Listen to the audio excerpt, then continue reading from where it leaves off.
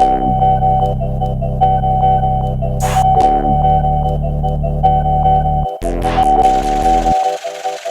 now tuned in to Rappin Dough. It's your boy Don Bucks.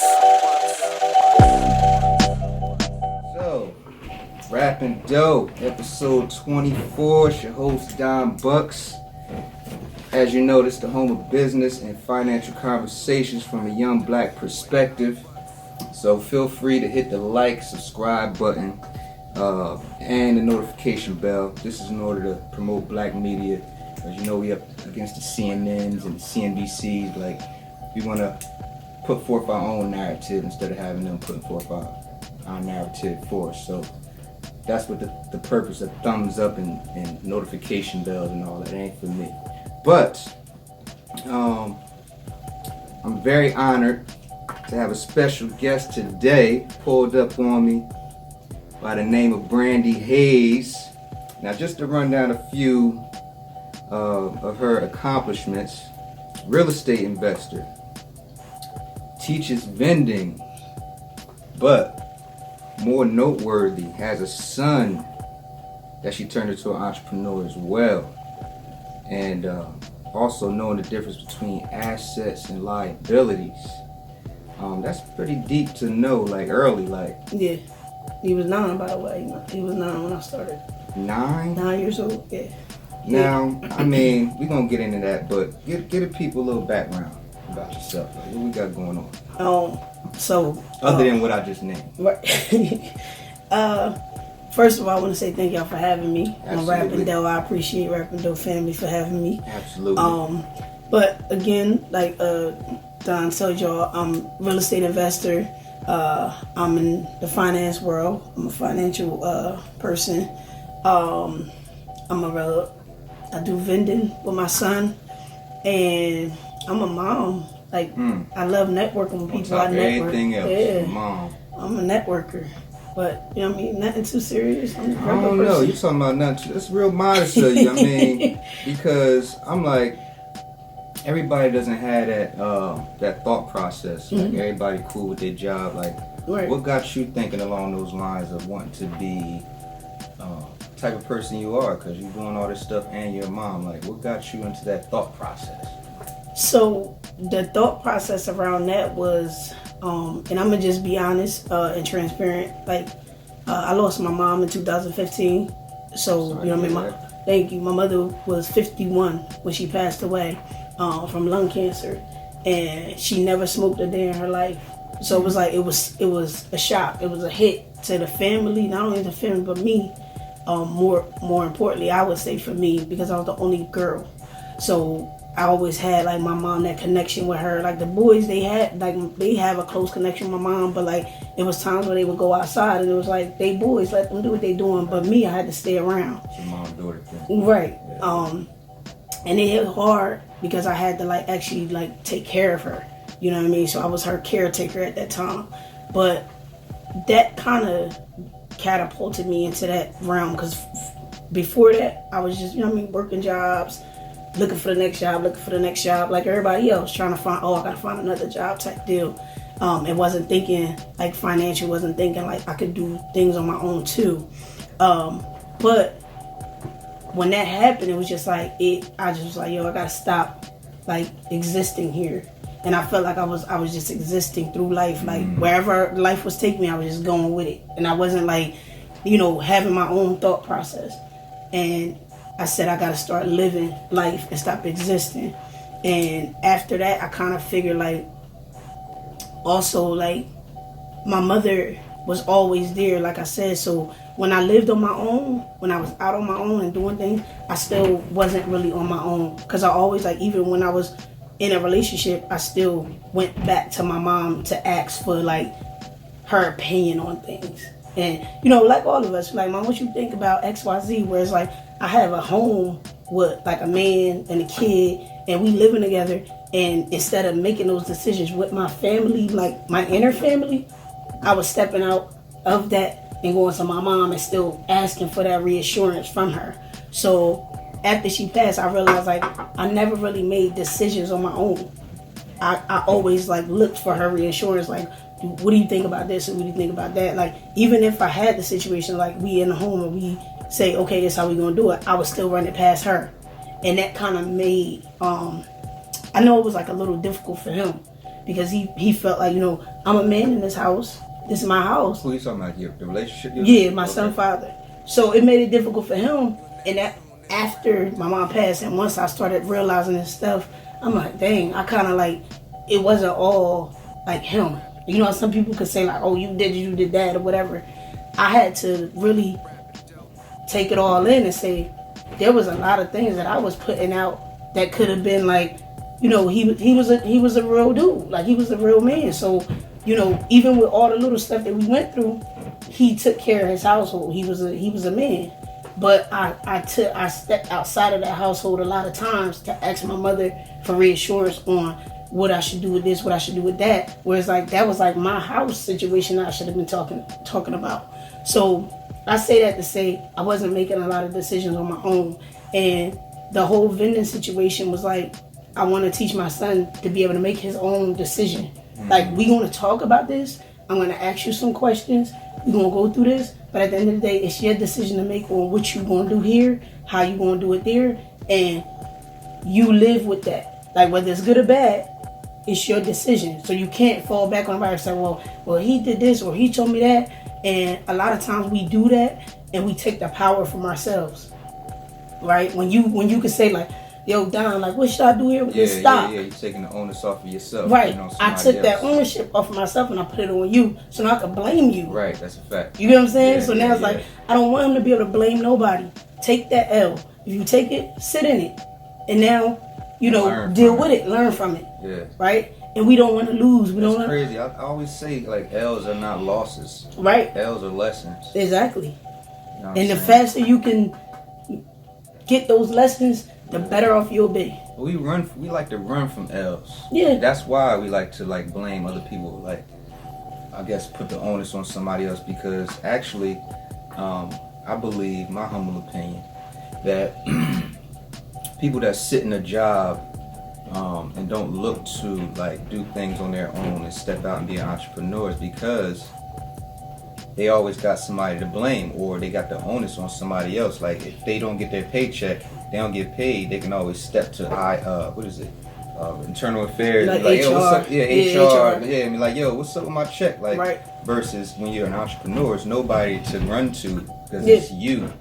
Yeah. That you have to be like, oh damn, I could have did more to make what something did I happen. do? You know what I'm saying? So that right there, it's broad right there. That's a broad ideology, because and that's dope that you. How old was he when I started with him? To kick that type of G to him like this? He was 9, and at that time, it was like I said, he was 9 years old. But like, what really brought me to giving him, talking about the vending situation or even entrepreneurship in itself was when we was coming up. Like, this was years before my son came. I had just got a job in the financial industry, and I just came to my mother because for like over 25 years, my mother was an entrepreneur. We didn't know what that word meant though. Like right now, it's like it's a trigger word. It's a code, like right. Entrepreneurs, right? Right. But back then, like you said, like your father, like we would say self-employed. They would say, "Oh, I'm self-employed." Yeah. Right. That was the word back then, right? That definitely is a new word to our culture. It is. Entrepreneur is new word to us. Like we use it so freely and like out there, but it's like you like. Well, like a couple years ago, you was a self-employed person. Right. You know what I'm saying? But she was, a self-employed person. She did childcare, and for years she wanted to like be out in a establishment and have her own establishment and things like that. And she would give me her visions, and she would give me her dreams, and she would give me the things that she wanted to do. Like she would put that into me, and I would listen to it. And one day, me and her was just riding in the car, and I asked her. I said, "Mom, do you know what the difference between a loan and a line of credit is?" Because now you're in the financial industry. Exactly. Right. Now I understand, because before that she didn't have that information, so she wasn't serious because she wasn't around the people that she was supposed to be around. She was trying to still build with the people that was there before, but they didn't want to see her go up.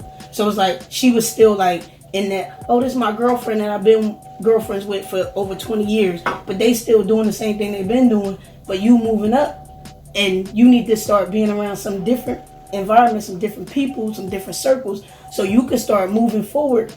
But she was scared. It was fear, right? Because it was like, I made it this far, I'm comfortable now. A lot of fear, right? Fear. Yeah, false evidence appearing real, right? So she was fearful of that because no one was around her to push her forward. They was like, no, you don't want to do that, because they wasn't doing it. They didn't understand it. But when I asked her that question, she looked at me like, you know what I mean? Now, mind you, you know the difference between a loan and what? A line of credit. Ooh. So that is like the basics of finance, right? That's the basics. Who don't know the loan and a line? But guess what? When we, as black people, think about getting some money from the bank or wherever, we ask for a loan. We ask for, let me get this term to be able to say, I can pay it back. How about, because I'm pretty sure a lot of our viewers, even though this is a home of finance and business conversation, hopefully we got some smart people that's watching. But for the people in the back, okay, what is the difference between a loan and a line of credit? Because some people, I'm pretty sure, don't know what that is. So give them again. Okay, so a loan is basically like going to get a car. You get a loan, they give you a term, they say, hey, you're going to get this car for 5 years, 7 years, you're going to pay $350, $500 for 5 to 7 years. Once you're done, here go your car, here go your title, we done with you, right? And if you need another car or anything else later, you got to come back and redo that loan. So you got to go and underwrite and do all that stuff again, whereas like I'm applying for it. But God forbid, like right at that moment, you might be good. 700 credit score, you got your things in order, so you good. God forbid in 5 to 7 years you need something else and you go for that loan again, you ain't getting it again. You know what I'm saying? You gotta go back because you gotta fill all this paperwork out again. You gotta apply again. But you're not gonna get it again because now your mother done passed, you got medical bills, you got this, that, and the third, things that you couldn't see was coming, right? The eligibility might have changed. It definitely changed. That's what happens to us. But with the line of credit, you could do the same thing. That same $30, $40, $50, $100,000, you could do that same thing. You could go apply for a line of credit. If they say, hey, we know you want 100, but we're willing to give you 50, right? Be like, okay, I'll take that 50. But now you got 50,000 line of credit just sitting there that you can go grab and be like, you know what? Let me take 5,000 out and go buy this little, piece of car to get around. Basically, I don't need 50,000. I just need 5,000. Take 5,000 and buy a car and get around back and forth to work. But now you still got 45,000 to play with, and the 5,000 is all you paying interest on. When you get that loan, you pay the interest on the whole 30, whether you use it or not.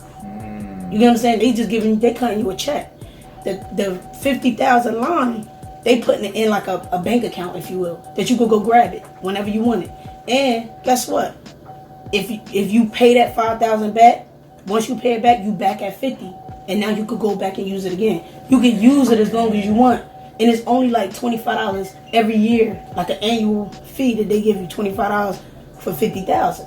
You know what I'm saying? So it's a difference. So this is something that you can keep going back and forth. You keep going back at it. When things start happening, you can go back at it. The loan, once it's done, it's done. You can't ever go back to it.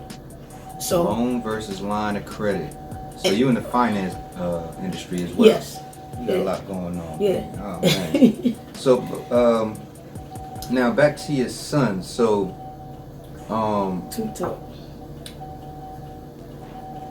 he's 9. He was 9. He was 9 then. He's 11 now. He's he just 11 turned 11 now. So, I'm trying to remember when I was 11 years old. It's a long time ago. Oh man, it's a long time for our lives.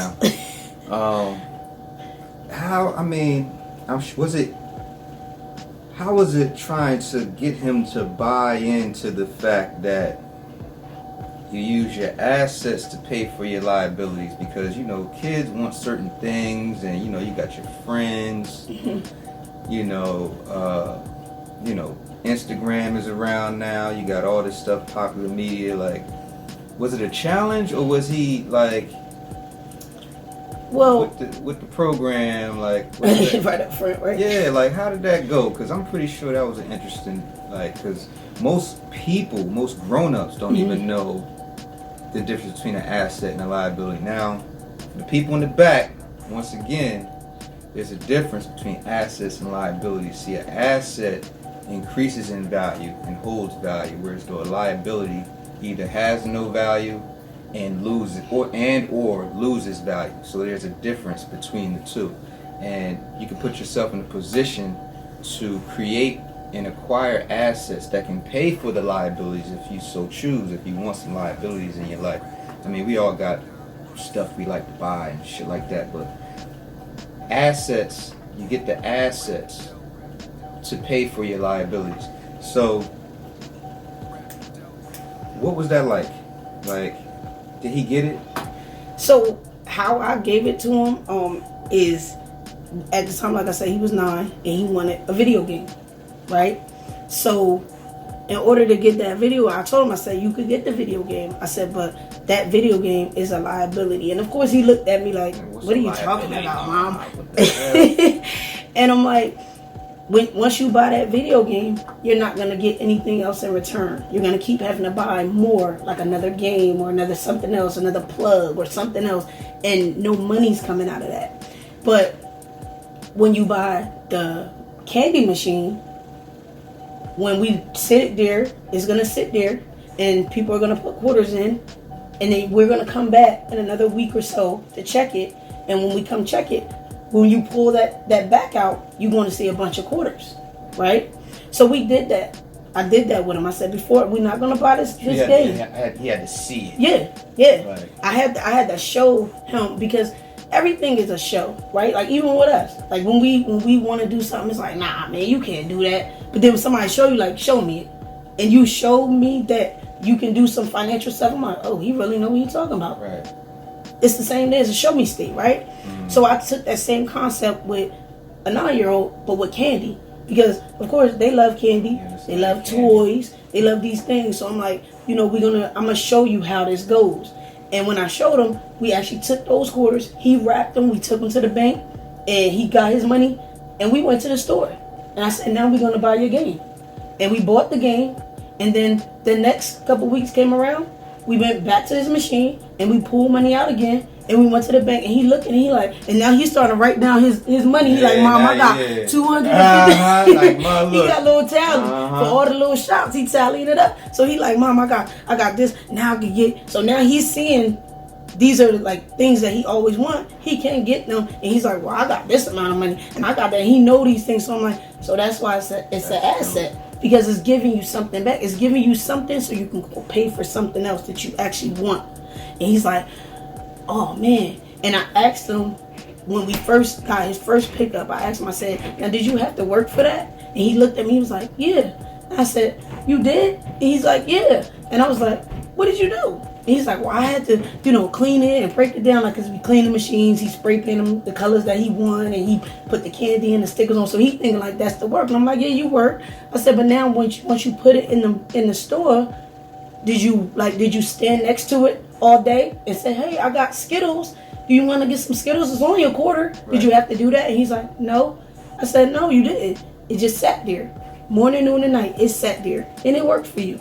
And all you had to do was go back to it, and it had some money. And he looked at me. He was like, oh, man.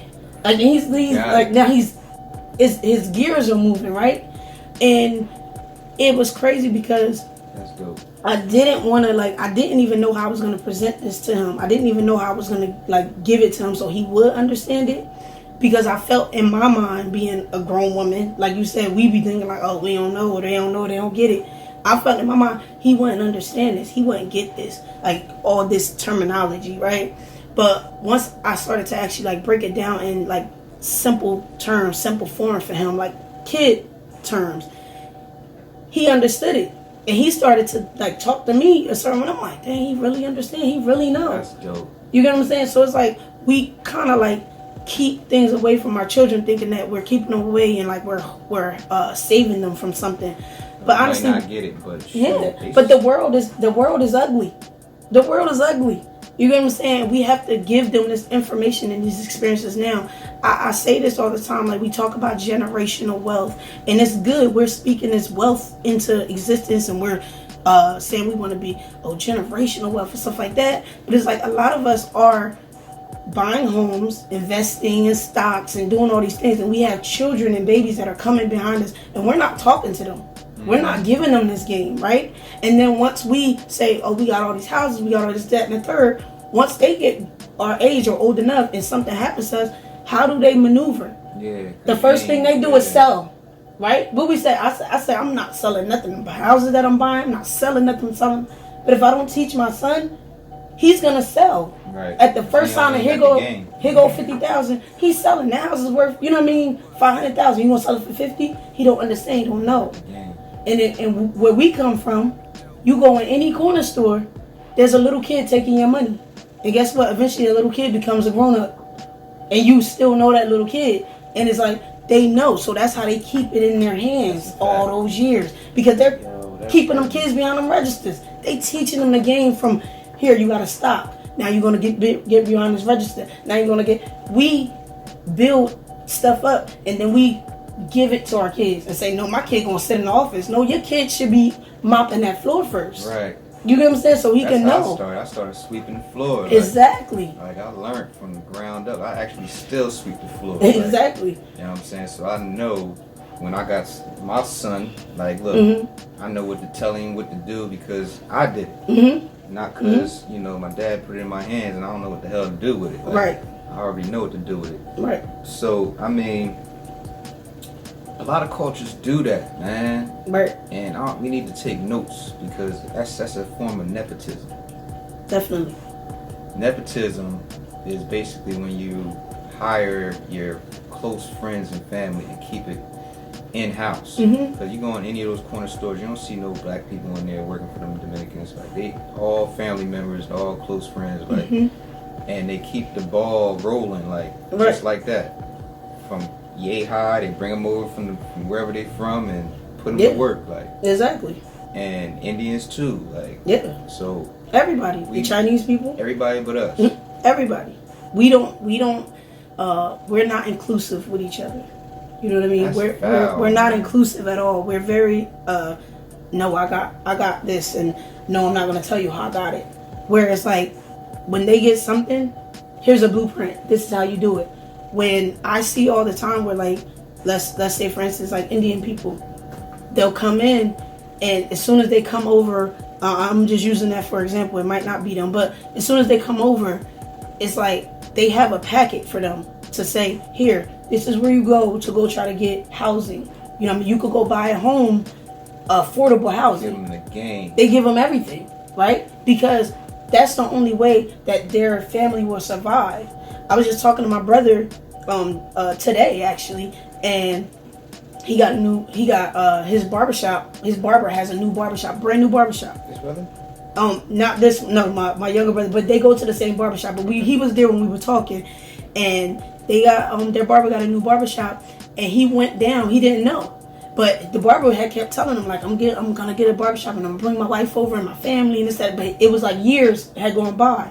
So one day he went into the barbershop and he's like, where's my barber? And the guy was like, oh no, he's down the street now. He has his own shop down the street. Go down there and see him, right? I said, now think about that. If that was us, and you walked into that barbershop and said, where's my barber? Like, when he was here, where is he? Probably be a different attitude. You know what you gonna say? That nigga, he's somewhere else. He ain't here no more, but we got Don right over there on 6. He can help you. He got you. Gonna cut you right nice, right? But guess what? Like you said, the nepotism part, right? The nepotism part comes in where he's gonna tell you he's down the street because I have stake in him being the best in that barbershop. Right. You best believe that I put money into him to open that barbershop so that it can run. Because guess what? You could walk to that barbershop from the barbershop that he used to work in. And it's a brand new shop. But he's sending you down there. He's sending you down the street. No, he's right down the street. You go down there and go see him. Different attitude about it. Right? You would never get that same situation in our culture. Well, we're changing that narrative, man. We are. One person at a time. And I'm glad you part of that army. Definitely. You know Definitely. Because that's super dope what you're doing with your son. But I want to also get your perspective on, because a lot of people have a job and whatnot, and they don't think they can I guess, become an entrepreneur because they have a job. Mm-hmm. But you, in essence, are using your job, correct, leveraging your job to make investments. mm-hmm. Like, what's your thought process on using your job to fund investments? Because I believe, like, because a lot of people, they don't even, some people have jobs where they can maximize. They have a 401k that they can maximize. Like, mm-hmm. that's a form of investing. Mm-hmm. But you have a group of people that don't know anything about investing, so they think that the job is taking money out of their check, whereas though people are looking for the most in their check when it's payday. Correct. How do you feel about taking some of your work money to invest it? Like, what's your thought process on that? Because I believe wholeheartedly in using some of your money, because if you don't, you're gonna be in the same place for 40 years. Like, You'll never get out. We see it over and over and over again. Like, working a job, just simply having a job, does not do it. So, how do you feel about that? So my thought process on that is, I'm all for it. In the beginning, I wasn't because I didn't understand it, right? But we was all there, right, and that's why I don't put anybody down. Yeah, we talk about yeah. it, and I give you the information. I won't ever put you down because I was always there. I never did. I didn't know everything, right? I still don't.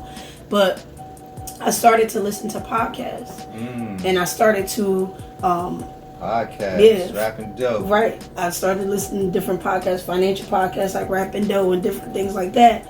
And I started to get around certain circles and go to certain meetings and meetups and seminars and start to listen to the language and the lingo.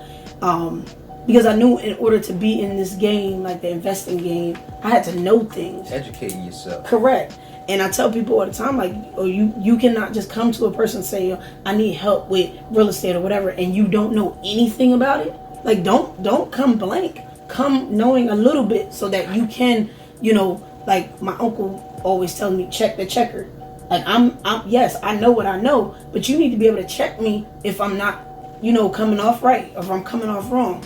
But back to the question, I actually listened to a podcast and found out, that's how I found out that I can pull from my 401k to invest. And actually the first job, like my job that I left, I had money in my 401k and I took it out and I just took it. That's and I not got the taxed. First time I heard that, but a lot of people take money out of their 401k for BS. Right. Like, I took the money out of my 401k from my last job coming into this new job, not knowing what to do with it. So I just took it out and I had to pay tax on it and stuff like that, but I was just like, well, I don't know what to do with it. I didn't know I could roll it over to the new job 401k. I didn't know I probably could put it into a Roth IRA, things that you would know about. I didn't know any of that. I just took it. And when I got in this job and I heard the pockets, I'm like, dang, I had money. Like, I had money right then. I could have did it. And I didn't, but I said, I'm not going to worry about it. I have money now still. So I went to my 401k and I took the loan out, because it's just a loan that you take from yourself because you're paying yourself. Essentially, every other week when my paycheck comes, some of my paycheck goes to my 401k to pay it back. But I'm paying myself back. right. So I took that money out to buy an investment property. And then I used my credit. Right. I used my credit to rehab that property. So I used a credit card and took money off that credit card to rehab that property, to be able to now have a tenant, and now that tenant pays those bills back. Absolutely. That's the G right there, man. Oh, man. Asset and liability. Let that marinate for a second. Now, took money out of the 401k to make an investment. Then use your credit. So you got to get your credit right. Correct. That's a whole nother topic, whole nother segment. Got to get your credit right. Because you was able to use your credit to rehab the property. So now you got the tenants paying back into your 401k and paying the credit card bill. Correct. Correct. But It's further just boosting your credit. Correct. But it's also another form of like investing is they can pay those things back, but also I can go to the bank with that property and refinance that property and take the money out of that because I got equity in the property. Equity? I own that property free and clear. Nobody owns that but me. No right? mortgage on it. No mortgage on it because I use my 401k to get the cash and I use my credit card to build it off. So yes, I owe money on it, but it's in my name or it's in my business name, right? Right. But I have 100% of equity in that property. Oh, that's dope. So I could take that property paperwork, the deed, to the bank, tell them, hey, I got a tenant in here, they're paying XYZ. I want to give you this deed and you be the first lien holder. Give me the equity out of that. They may give me $50,000. It's like 70% loan of value, 80%, depending on what bank you go to. They'll give you the money. I get that money out, and now I can either use that money to pay those loans off, so I don't have that high interest payments, or I could use it and say, hey, I'm just gonna buy another one. Another one. You know? And then do it all over again. And then do it all over again and use that second property to pay the first property off. Get the equity and get out my of deed that. back. Yeah, get your deed back, and then now you, man, see what I'm saying? Yeah. This is the G. Yeah. This is the G we need to hear, man. Now, if you're not getting nothing out of this, if you are, hit that like and subscribe button right now, man. Yeah. I got a few more questions, man. I ain't know how long we was gonna be on here, but I knew we was gonna go deep. You know what I mean? I already knew what time it was when she pulled up. So, alright, now, the type of real estate you're doing is buying and holding. Correct. Okay. I didn't start out like that, though. No. Alright, see, you holding out. I thought you was giving up to G, man. How'd you start then? Okay. You wasn't buying and holding? Nope. You was buying and flipping? Yep. I wasn't buying and flipping. I was wholesaling. Wholesaling? Mm-hmm. Really? Yep. My first deal made $20,000. You know what? Oh my gosh. So that's actually one of my slight fortes. Mm-hmm. Now, I'm pretty sure it's different in New Jersey, slightly. I'm not sure how. I guess it depends on the real estate agent that you're dealing with and how familiar they are with assignment of contracts. Right? So, for me, I don't deal with an agent. Like, I feel like agents are good, but you have to get the right agent. You have to get an agent that is investor friendly. Every agent isn't investor friendly. I talk to a lot of agents that don't know what I do. That feel like it's what you call it, like not legit, if you will, like fake, fraud, whatever. And you can't do that, but you can, right? So I don't deal with agents. I deal directly with the seller, and I take them to, like, we go to the title company. Like, the title company draws up all the paperwork and do everything. All I'm doing is moving papers. So I'm taking this paper here and I'm putting that paper there, and I'm getting my money in it. Who to the title company? So I'm taking the paper to the title company. So once I come to you and let's say you want to sell your home because of whatever distress you have, I'm coming to you and I'll say, hey, I want to buy your home for, let's say, $50,000. Let's say your house is worth $100,000. If we fix it up and make it a 2020 quality, it's worth $100,000. ARV. Correct. After repair value.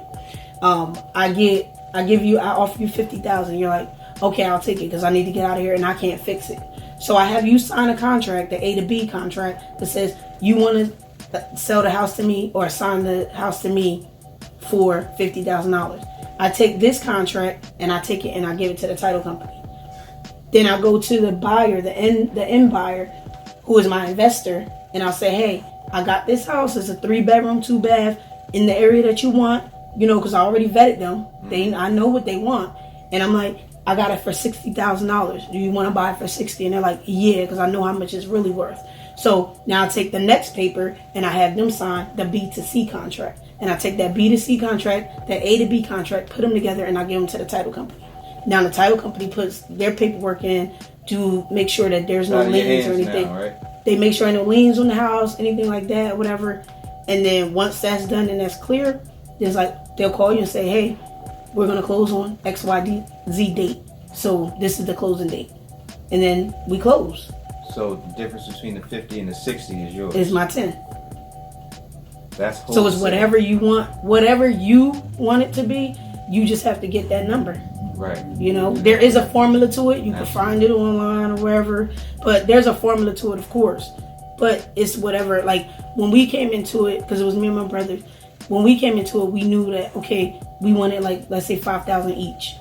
Like whatever deals we do, we want to make sure we get at least 5,000 each, so it'll be our spread there. So I'm the negotiator because I can talk to anybody, right?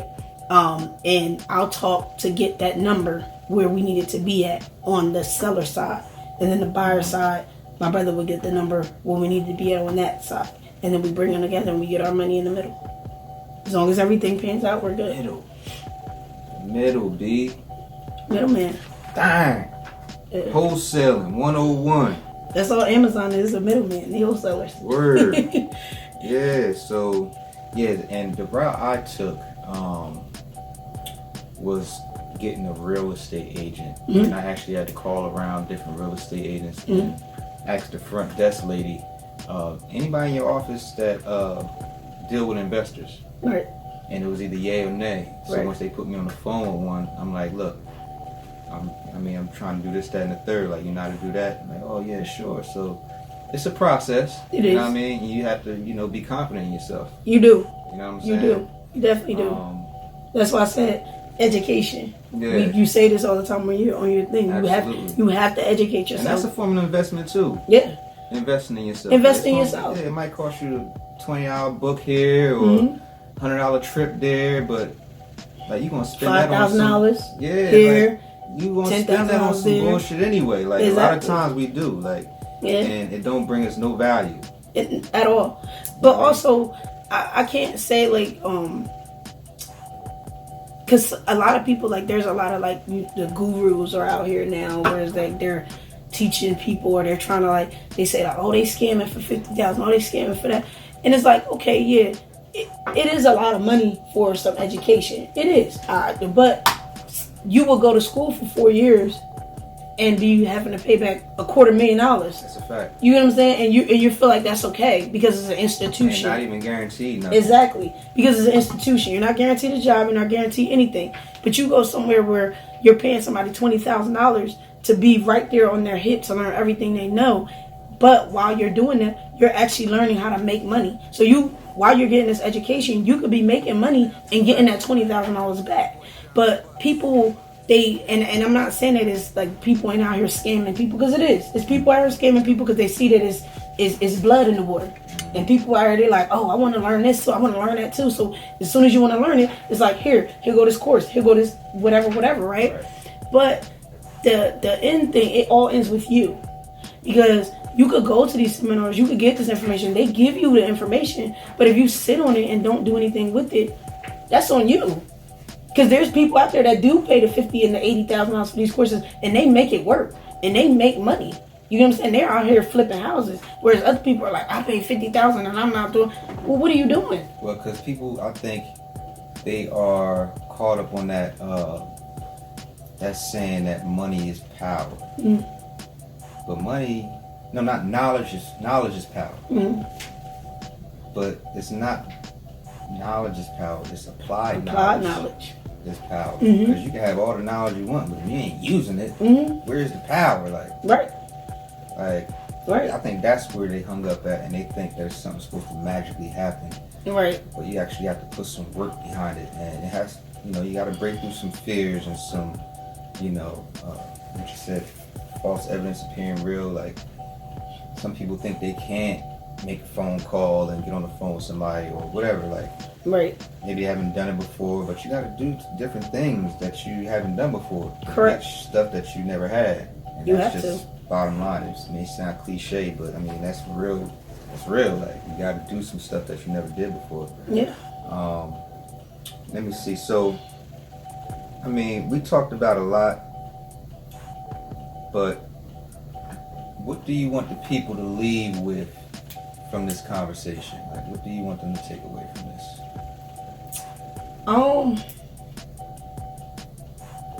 Honestly, I would just say more so educate yourself. Like we got a lot in front of us. We have the world. My brother who's there right there now, my older brother, he always tells me, like, Brandi, we got the world in our hands. Like, it's right here. Like, these phones, like, it's the world. Like, it's in our hands, right? And I'm like, you're right. These like, phones, man. Like, right now, I'm on live, and, like, you can get people from Africa. You get people from Europe. Like, wherever in this world, they'll show up, right? It's in your hand. Like, you could sell whatever. You could do whatever. Back when you couldn't do all this stuff, right? And like you said, have applied knowledge though. Don't go in and have analysis paralysis where you're like analyzing everything to the end to where it's like you're paralyzed yourself and you never get up, you never do anything. And a lot of times we do that because, like you said, we're fearful, we're scared of like what could happen. Like right now, there's like around that corner. I don't know what's around that corner, but I won't walk around that corner because I'm scared because I'm not gonna. Like, what I asked you when I walked down, so you got any pets, any dogs? Right. I'm not going to come in because I'm fearful that if you have a pet, I'm not doing that. Right. But some people will just walk right in and won't care, right? Don't be fearful. So, also I would say, again, the generational wealth. Let's actually, like, have generational wealth. Like, let's not just do this for ourselves. Like, if we saying we're doing it for our children, teach them. Show them. Right. Have them with you. I have my son at closing tables. You know what I mean? I have my son, with me in these, when I'm going and looking at properties and talking to sellers and buyers. They're giving, would you want some candy or some whatever? Because he's there. Right. You know what I'm saying? And when he gets older, right now he probably don't like fully understand. Like he understands, but he probably don't fully understand what we're doing. Going in that subconscious. Right. But when he gets older and he start doing pretty much the same thing I'm doing, he's like, dang. My mom, like, we used to do this. I used to be in the houses with her. I didn't know what we were doing. Last weekend we were cleaning one of the properties, like the property out that we have, and I had him like mopping the floor and stuff like that, getting it ready for the tenant. And those are things he's gonna be thinking about when he gets older. And he said, I used to do this with my mom. I used to do this with my uncles. And now look at me. I'm like, I have 100 doors or I have whatever, and I'm adding on and I'm moving forward. No one would be able to pull the wool over their eyes if we teach them, you know what I mean, and make sure that they understand that it's abundance. It's never scarcity. We are put in an environment in the hoods where they make it like things are scarce to us. Like, oh no, you can't have this because nothing's scarce. There's abundance of everything. That's why I think we hold on to our stuff and hold on to money and hold on to opportunities and don't want to share with each other because we don't think there's enough to go around. Exactly. That's like a poverty mentality that we just been so ingrained in. It's a mindset. Yeah. It's a mindset. And that's not actually the case. But, right. It takes people like you, it takes people like me to show the people that it's more. Mm-hmm. You know what I mean? It's a better way to look at it. Like, it's all about perspective. Right. And I want to just tell you this. Like, I like the fact that you're doing this as a young black man, right? Because we get as females, and like I said, me and my brother, we talk all the time, and we were talking about this today. As a black woman in America, we get so many opportunities. Right? We have so many opportunities, whether it's housing, whether it's food for our families, for our kids, a good job, education. All these things are like, I wouldn't say they're given to us, but we have the opportunity to get them easier than you as a black man in this world, right? But not saying that you can't get it, but you just have to fight a little bit harder, right? So I want to give you that and tell you that, like, this is I'm proud of you that you're doing this and you're stepping up and you putting it out there, because it's like we need more black men, young, older, like yourself, that's doing it. It's for the culture, man. Right. We need this. So, right. Because we don't know where this is going to go, right? We don't know where these podcasts, these YouTubes, whatever, like we're doing it now. And it's so like everybody's, I'm set up my YouTube page, I'm set up a podcast, whatever. But years from now, when you're gone and I'm gone, whatever, where are these things going to be at? Where will they be in the capsules? Because we're still evolving, right? So if we're evolving and we don't know where it's going to go, it's like, let me get this out now. Maybe my kid will watch it. Maybe my grandchildren will watch it or something like that. And they see what I'm doing and they'll want to, come in and do and make sure that things are done. But as a black woman, like I said, I always like to let the kings know that you guys, like, when you're doing good and you're trying to do good, coming from where we come from, I'm gonna give you all the utmost respect, help you as much as I can, say whatever I can to uplift you, because I know that when you walk out that door, it's a lot of things that's pulling you down and make you feel like, man, should I be doing this? Right. I don't even know. Like, man, my man over here, I could go do this real quick and I ain't gotta be worried about. You know what I'm saying? It's easier for you to go in those things. Into the cycle. And exactly. Like, not care. Exactly. So, and I'm gonna just be honest. It's a lot of black women, us as females, that we don't acknowledge that, and we don't see that. We feel as though like, oh, he could do just what I'm doing. Oh, he could get just what I'm getting. He could. Okay, but when you're getting Section 8 and WIC and welfare and things like that, they're telling you that your man can't stay in this house with you. Yeah, so now, what those children? What's happening to those children? That man, it's definitely. That's on purpose. It's definitely. It's all on purpose. Jails. When you get welfare and you can't come down, that's on purpose. Why? Because we need strong black women in the household. Why? Because they know with a strong black woman, we're not going to be the revolution. We need men to be the revolution. When you take our men, we have nothing. We have nothing. When the men are not in the forefront of our families, of, everything, we have nothing. Back when it was like Malcolm X, Martin Luther King, those men, yes, we had the segregation and the fighting and all that stuff, but those men were there in the forefront to make sure, no, these are women. Like, our women, even though we're moving fast and we're entrepreneurs and we're doing so much or whatever, we're getting beat now. We're getting, killed. We're being kidnapped. We're being raped. All these things are happening. And it's like, we'll say like, oh, where are men? They locked up. Right. They ain't at home. The house. They can't be in the house. But guess what? You can't come in the house because I put child support on you. Now you mad at me because you like, I just want to take care of my kid, whatever. It's like, no, because I want this welfare and I want to live a certain type of lifestyle. So I'm going to put child support on you. And now you want child support. So now we're feuding. And now when something does happen to me, you're not going to step for me. You're not going to step in and be like, hey, that's my kid's mom. Like, you're not going to do that. You're going to be like, man, F her. Yo, like, she put that thing on me. Right. This is a whole scientific project they done did to us, man. What's them papers? What's them papers? Well, it was a black guy that wrote them, but I think they're being kind of implemented by white people. Damn it, I forgot the name of them papers, but we talked about it before. You know what I'm talking about? It wasn't the Willie Lynch, no? Willie Lynch it was papers. Willie Lynch? Okay. I was thinking, but I didn't want to say it. Like, I don't know if you're saying that or not. Because you read them? Or know the gist of it? Yeah, I know the gist of it. But everything you're saying is that. I never read them, but I hear little pieces of it. Everything you said tonight is in there. Yeah. And it was like, I don't know why you even wrote those. Right. But they're using those. Yeah. Those same premises, and it has all to do to get the man out the house. But that's like you said, it's all by design. Because as long as you're not there, feminize the man, all the stuff that's going on right now, like it's in the Willie Lynch papers. Yeah, it's by design, because again, we as women we're not strong enough. We don't have, and I'm not saying we're not strong enough, because we are strong. Like we say, oh, I'm a strong woman, right? But we have our place. Yeah. You know what I'm saying? We have our place. They want to masculinize the woman and feminize the man. Correct. It's a whole. Correct. Was back in slavery time, they called it buck breaking. I heard that. What is it now? So they would buck the man. So they would take the biggest, strongest slave man within the slaves. They would take him, tie him up, lay him down. No. And they would rape him. Wow. The slave owner would rape that man in front of everybody.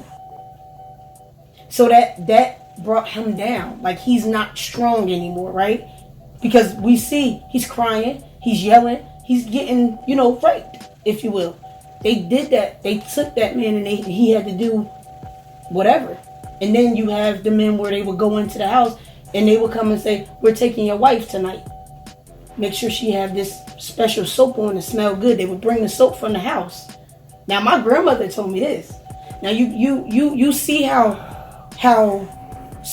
close we still are to that. Like, people say, oh, you know, slavery was this, that, and the third, whatever. My grandmother used to work for a person where the man would bring soap to her mother's house to give to her for her daughters. And she had to wash them and send them up. My grandmother told me this. You know what I'm saying? So we're still close to that. Yeah, we ain't that far away. We're not that far away. And people think we're so far, but we're not that far away. A long time ago. Why don't y'all just let it go? Like, right. So these are things. These are things that are still, we have the PTSD. You get what I'm saying? Now we are not afforded the right to say, oh, you have a PTSD, you have disability. We're not afforded that right. Right. But we do. We have PTSD because these are the things that are spoke down to the family. Like, these are things that all were talked about. And stuff just Correct. My dad would say, like, it was times, because my dad grew up in the South too. He said, you know, his grandparents took care of him because, you know, back then that's what it was. And he said there was a time when there was a little white boy that was riding, like, walking up to his, like, past his house.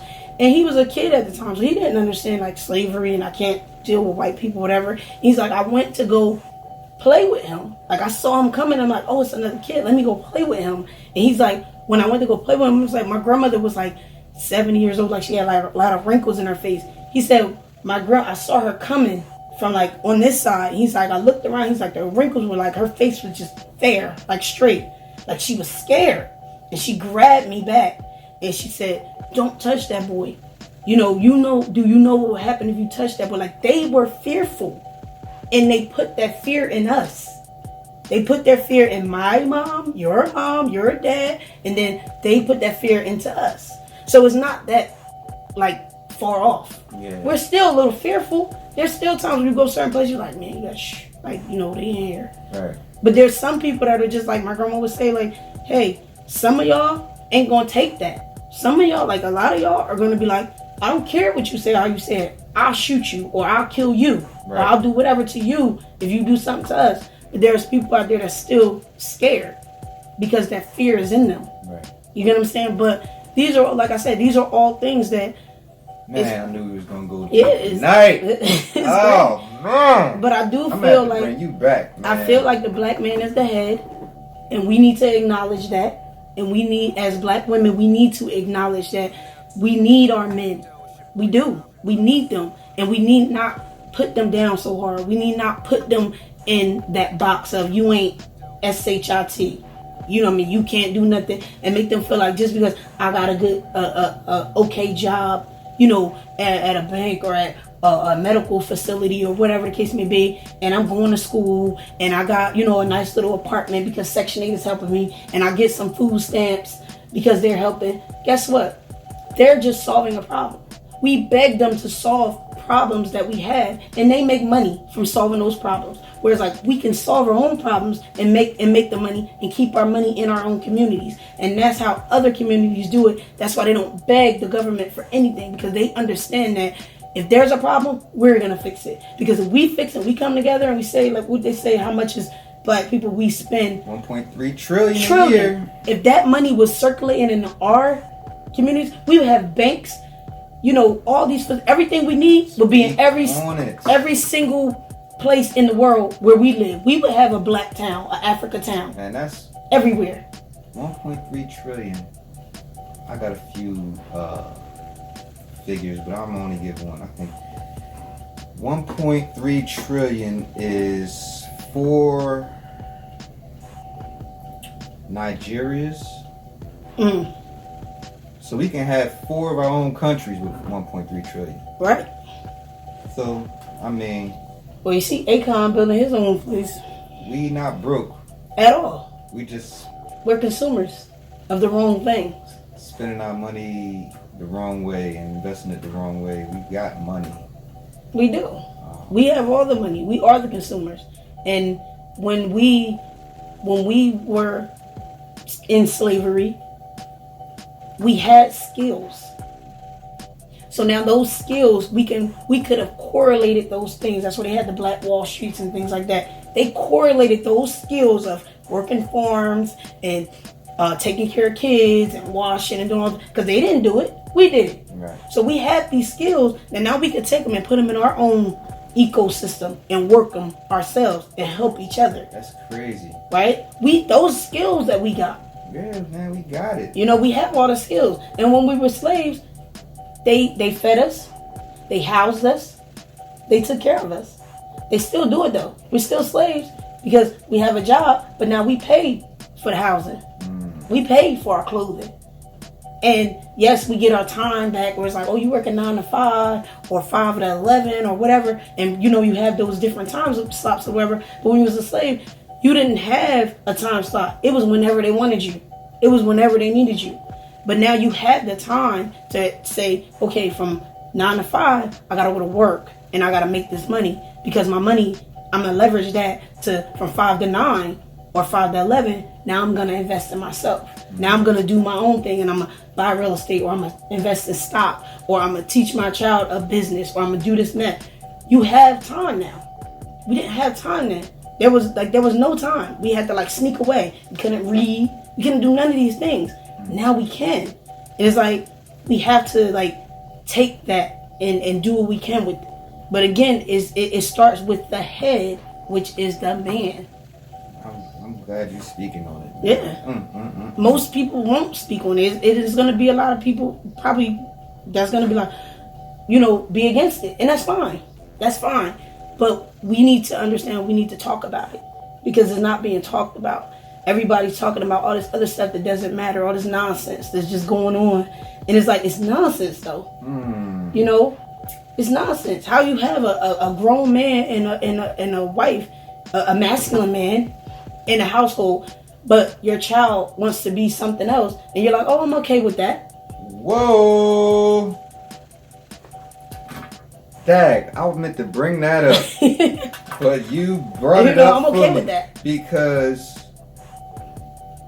when I asked you about how did you sell your son on the whole idea of, hey, we're not going to buy you no game, we're going to get you an asset, you didn't allow him to make grown-up decisions, which, buying a liability as a child, or getting your parent to buy a liability as a child, it's kind of like, it's not an immediate, it's not going to have an immediate effect, but if that continues, that's kind of like making a grown-up decision, because you're throwing money out the window, because you're just buying a liability. You're making a decision in your household for your child. Correct. Because you're the adult. Correct. Now it's kind of like, how do you let a child make grown-up decisions, and you call the child the leader of your household? Yeah, they're our leader. Who was that? Dwayne Wade talking about Zion, Zaya, whatever his name is. The little son. Talking about he's out, she's out, whatever. What do you want to call him? It's a he. He's a boy. He's our leader in the house. What you mean he's your leader in the house? He's a child. Correct. How is he the leader in the house? Right. I don't understand that. Now I thought I would have gave D Wade a whole lot more credit than that. Until he said that. We always think our basketball players and our celebrities got more sense than they really have, but when he said that, I'm like, how is a child the leader of the house? We can empower our children, and that's the thing. I'm fine with empowering my son to give him a chance to make decisions or have a conversation with me, that we can talk and we can have those conversations.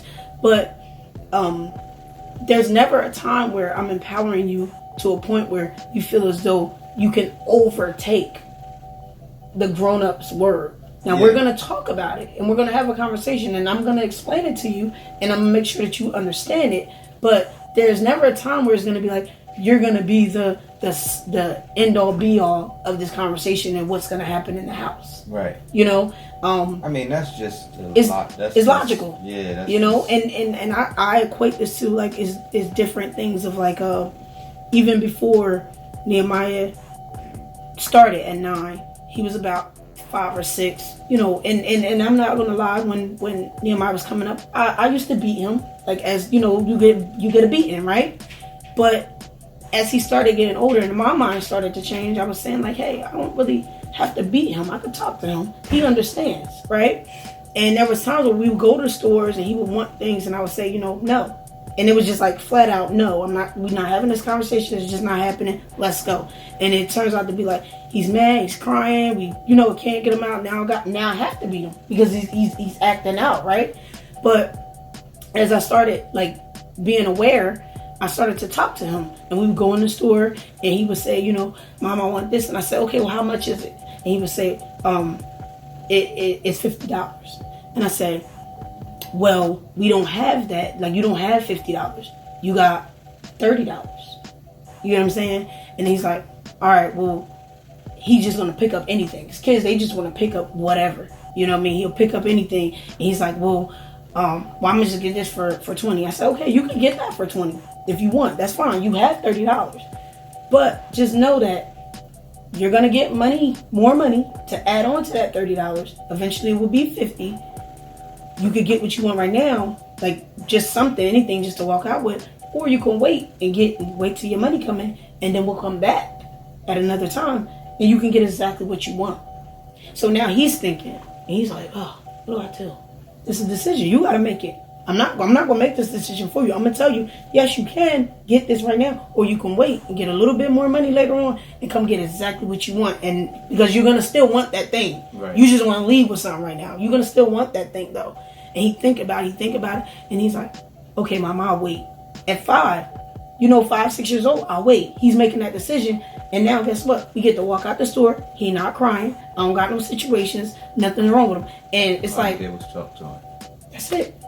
So from then on, I'm like, I don't have to hit on him. I don't have to beat on him. Because again, back to what we was talking about, that slavery mentality. You know what I'm saying? It like you said, everything correlates to that. Like when my grandma would say, when they would, when it was time for the girl to get, bathed up or whatever, their mom would say, oh, she dumb. Oh, look at her. She, they would talk bad about her to make it like she's not ready. Or, look at this boy. He's so stupid when it was time for the kid to get sold off to another plantation. He's dumb. He's stupid. We still talk to our children like that. We still beat them.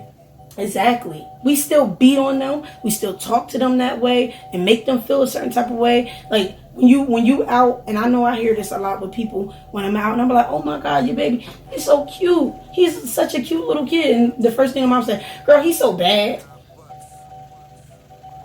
It's a mindset. He's not bad. They new to this world. They 5 years on this earth. How they bad? They just trying to find out, what is this? Right. What you got? Oh, that's nice. Right. They're kids. They learning. We learn. So it's like the first thing you want to say is, oh, he's so bad. That's a mentality. That's something that was put into us. Once a person gives a compliment, yeah. Because like at that time back then, it was like, I gave you the compliment. She's pretty. She's, this, that, and the third. But the master is saying she's pretty. She's this. Let me give you that soap. Oh no, she dumb. She's stupid. That girl bad. That girl this and that. Yeah, immediately so they put exactly. Like whatever, yeah. So we still have those mentalities, but we don't understand. It's subconscious. Yeah, man. It's subconscious. Oh man.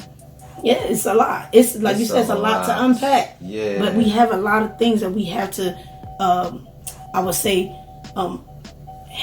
face it. We have to face it head on, because a lot of the traumas that we deal with, we don't face it. We go around it. We sweep it under the rug. We don't talk about it. We don't talk about when uncle had touched me, or when daddy had did whatever, or when mommy had molested me, or my cousin, whatever. We don't talk about these things. We just grow. And it's like, don't worry about it. It's fine. It's not fine. It's not, you know what I mean? But these are, a lot of times, they go through trauma. They're going through trauma. Maybe somebody did something to them. Mm-hmm. And that learned behavior, I'm giving it to you. You're the next person up. You know what I'm saying? But because we didn't deal with that trauma from you, you gonna give it to her. And then the person is like the mom, because I have to go to work, I can't take no days off because I gotta take care of this house. I gotta do whatever I need to do. Just be quiet. Stay with Uncle such and such. He ain't doing nothing. I gotta go to work. I gotta take care of whatever. Like, we're forced to be in these situations. You know what I'm saying? Because we don't have therapy. We don't have anybody to talk to. We don't have nobody telling us like, hey, this is not right. This is wrong. Right. This is not right. This ain't normal. You know? And I talk to my older brother a lot because he was in the streets and I wasn't. Like, we went two different paths. We're like close in age, like a year apart. And he went to the streets and I didn't. I went the way that I was supposed to go. Like, you know, go to school, whatever. I did right. And we were talking about this one night and he was saying, like, I was talking to him about a documentary that had came out, Broadway. It's a documentary about a guy that smuggled in a camera into the state facility, the prison facility, and he got like videotape of like things that were happening in the facility, and it was like really bad. And at that time, my brother was in that facility, and he was like probably like 18, 19. Now he's a baby, he's a kid. He just, you know what I mean. But because he want to be out in the streets, this is where they put you at with the grown men, right?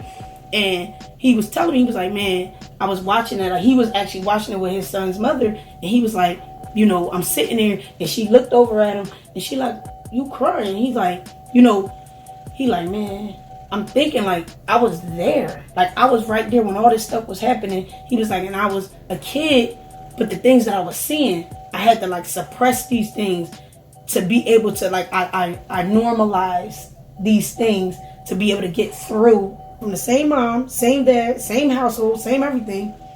That wasn't normal to me. I had to go out and I had to have manners. And I had to say, yes ma'am, no ma'am. And I had to, like, that got me through doors. The things that he was doing got him through the doors that he wanted to get through. So it was like we came from the same household, but he had to go this path and he had to suppress saying yes ma'am, no ma'am, and have that good upbringing, that respectful upbringing, to be nasty and mean to people or whatever he had to do to like show people like I'm not a punk. Like, I can roll, I can be out here in these streets, but I had to be the one to say yes ma'am, no ma'am, to get where I needed to get to. But these are like the same, you coming from the same household, but you got different paths that you have to walk on, even though he knows the right way. He had to do the wrong things. You just brought up a point as far as normalizing stuff. And you know, before we get out of here, you were saying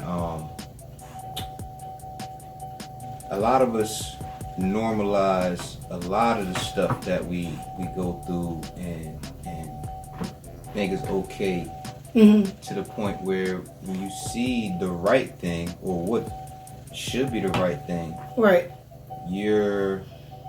it's awkward and you don't feel as though it's cool, or you're not accepting to it because you're normalized to something else.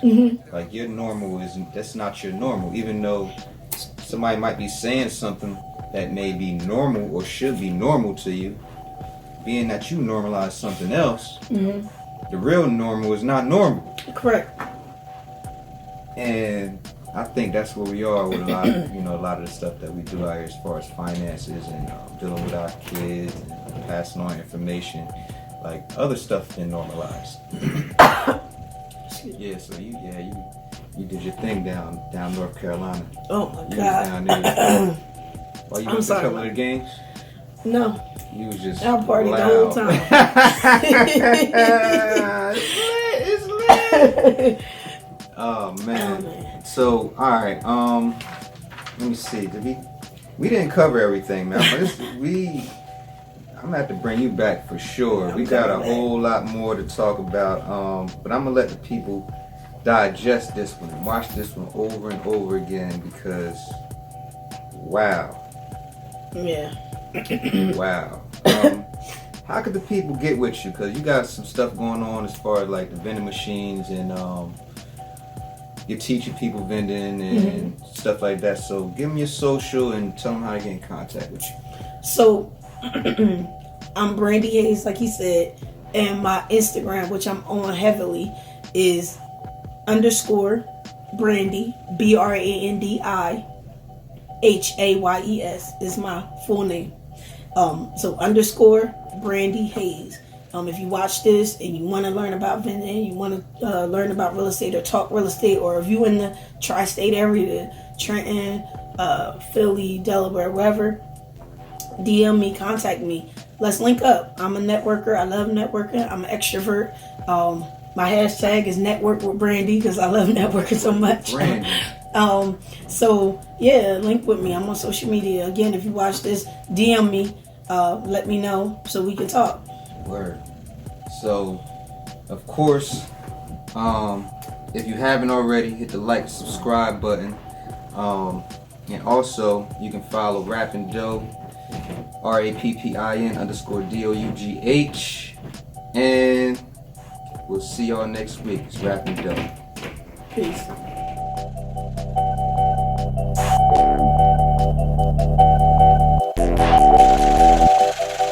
You are now tuned in to Rappin Dough. It's your boy Don Bucks.